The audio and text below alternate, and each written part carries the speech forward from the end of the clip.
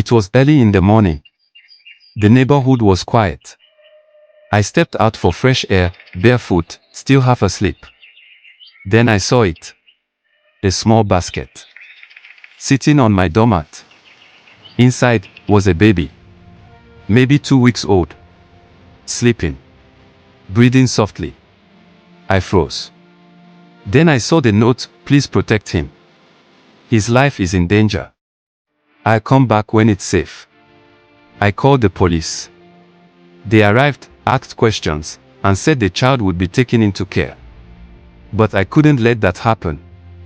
Something about him, the way he clutched my finger like he knew me, I told them I'd foster him.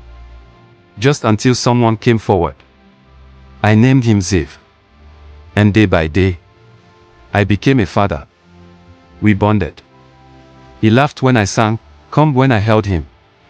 But that note haunted me. What danger? Who was after him? Months passed. No one showed up. No one called. I had stopped wondering. Ziv was my son now. My heartbeat. Then one rainy night, just after midnight. A knock. I opened the door and froze. There she stood, soaked in rain, makeup smudged, eyes full of fear and fire.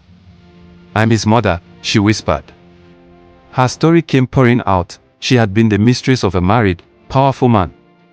Wealthy, influential, and dangerous. When she got pregnant, he told her to get rid of it. When she refused, he threatened to make the child disappear. "He has people watching me," she said. "I left the baby with you because I knew you were the only one who could keep him hidden." She handed me documents, photos, a voice recording of him threatening her. Then she said the words that made my skin crawl, "If he finds out you've been keeping his son, he'll come for you too." And then, the hardest part. She looked at me, tears falling, and asked, "Can I have him back?" I felt like my soul cracked in two. I looked at Ziv, peacefully asleep in the next room. Then I looked at her too, and I saw a mother who had risked everything. I nodded slowly. But I made her promise me. "If anything happens to you, you bring him back to me." As she walked out with him in her arms, she turned and said, "You didn't just save my baby. You saved me." That night, she left behind a sealed envelope. Inside was a photo, her and the baby, standing in front of a small house by the sea.